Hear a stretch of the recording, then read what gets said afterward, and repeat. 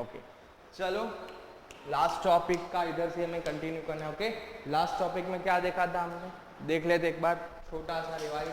ये कुछ देखा था कि वॉल्यूम के बेसिस पे और कंसंट्रेशन के बेसिस पे हमारी मोलर कंडक्टिविटी के अंदर क्या फेरफार आता है, क्या फर्क आता है। तो चलो वो तो पता ही है, ये पता है हमें मोलर कंडक्टिविटी क्या होती है, कप्पा बाय सी। इस वजह से उसमें चेंजेस जो है मुझे देखने को मिलेंगे। वैसे ही हमने देखा था वॉल्यूम के साथ इसका चेंज, ये वॉल्यूम के साथ किस तरीके से चेंज होता है। एक बार फिर से इधर हम रिवाइज कर लेते हैं। अगर वॉल्यूम बढ़ेगा तो मेरी मोलर कंडक्टिविटी भी बढ़ेगी, अगर वॉल्यूम घटेगा तो मेरी मोलर कंडक्टिविटी भी घटने वाली है। ओके तो चलो नेक्स्ट, अब उससे ही रिलेटेड हमने एक ग्राफ तैयार किया है, उसका ही रिप्रेजेंटेशन करने के लिए हमने ग्राफ रेडी किया है। किसका, एक concentration versus molar conductivity. Okay concentration versus molar conductivity का जो ग्राफ है वो हम इधर देख रहे हैं। किसके ऊपर, एक तो CH3COOH जो कि एक वीक इलेक्ट्रोलाइट है, और KCl जो कि एक स्ट्रॉन्ग इलेक्ट्रोलाइट है। वीक इलेक्ट्रोलाइट, स्ट्रॉन्ग इलेक्ट्रोलाइट, ये चीज समझ लो।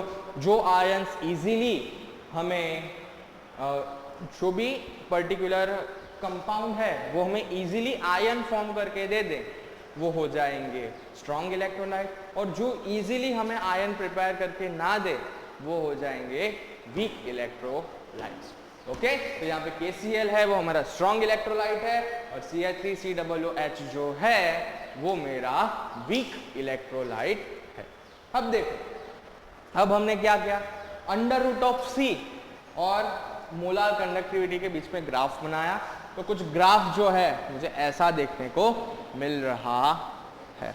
ओके तो ग्राफ जो है मुझे कुछ इस फॉर्म में देखने को मिल रहा है, यानी कि क्या, जितना कंसंट्रेशन का अंडर रूट जो है वो आगे जा रहा है उतना ही पर्टिकुलर उसकी मोलार कंडक्टिविटी भी घट रही है। जितना कंसंट्रेशन जो है उसका अंडर रूट हमने किया है, इस वजह से इसमें जो ग्राफ है कुछ इस शेप का देखने को मिल रहा है।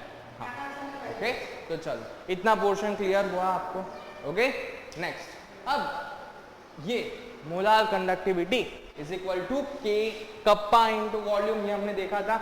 इसी के बेसिस पे हमने ये जो ग्राफ है उसे देखा। तो यहाँ पे ये जो चीज आपको देखनी है कि ये पोर्शन के ऊपर मोलार कंडक्टिविटी जो है वो जीरो अप्रॉक्स कांस्टेंट हो रही है, नियरली जीरो हो रही है। ओके अप्रॉक्स जीरो हो रही है, एग्जैक्ट जीरो। वैसे ही इस पोर्शन के ऊपर इसका अंडर रूट ऑफ कंसंट्रेशन जो है वो भी अप्रॉक्स जीरो हो रहा है। यानी इस जगह मैं बोल सकता हूं कि दिस टेंड्स टू जीरो, और इस जगह पे मैं बोल सकता हूं this tends to zero. Okay clear, ये चीज समझ में आई। तो ये जो जगह है उसको मैं molar conductivity tends to zero के तौर पे दिखाऊंगा, और ये जो जगह है उसको मैं under root of concentration tends to zero इस फॉर्म में बता सकता हूं। और ये पर्टिकुलर इस पॉइंट को हम क्या बोलते हैं, limiting molar conductivity. Okay when molar conductivity tends to zero, zero नहीं है, जीरो के आसपास पहुंच रही है, टेंड्स टू जीरो। ये मैक्स वाले लोग अच्छे से जानते होंगे, लिमिट्स के फॉर्म में उन्होंने पढ़ा है। ओके तो जब ये टेंड्स टू जीरो होती है तब हम उसको क्या बोलते हैं, लिमिटिंग मोलर कंडक्टिविटी। ओके तो इसको हम लिमिटिंग मोलर कंडक्टिविटी बोलते हैं। नेक्स्ट, अब for the strong electrolytes. Okay हमने वीक इलेक्ट्रोलाइट्स की बात नहीं करनी, हमें सिर्फ स्ट्रॉन्ग इलेक्ट्रोलाइट्स की बात करनी, क्योंकि हमें जो है स्ट्रॉन्ग इलेक्ट्रोलाइट्स का ही काम है फॉर द इलेक्ट्रोकेमिस्ट्री। ओके हमें इलेक्ट्रोकेमिस्ट्री, इलेक्ट्रिसिटी बनानी है केमिस्ट्री से, तो उसमें मेन काम किसका रहेगा, स्ट्रॉन्ग इलेक्ट्रोलाइट्स का रहेगा। इसलिए हम स्ट्रॉन्ग इलेक्ट्रोलाइट्स को भी देख रहे। तो चलो एक फॉर्मूला जो है वो इसी ग्राफ के फॉर्म में से निकल के आती है। ओके क्या है, लैम्बडा एम हमारी molar conductivity, lambda naught M यानी कि एक कांस्टेंट रहने वाला जो चीज है। कांस्टेंट क्या रहता है ग्राफ के अंदर, इसका स्लोप। ओके ये क्या है, इसका जो स्लोप निकलेगा, ये जो स्लोप निकलेगा उसको मैं लैम्बडा नॉट एम के तौर पे बता सकता हूँ। ओके, तो ये इसका स्लोप आ जाएगा। तो वही slope molar conductivity equal to slope minus, अब एक कांस्टेंट आया। ओके, ए क्या है?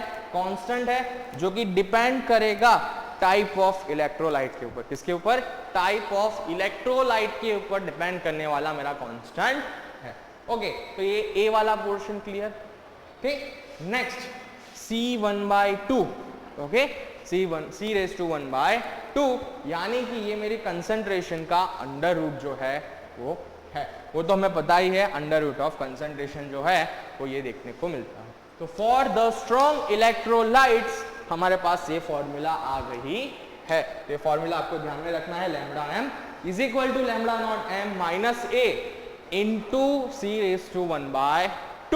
ये जो है हमारी फॉर स्ट्रॉन्ग इलेक्ट्रोलाइट्स के लिए जो फॉर्मूला है मोलार कंडक्टिविटी के लिए। नेक्स्ट इसके आगे हम देखने वाले कोलराउस लॉ।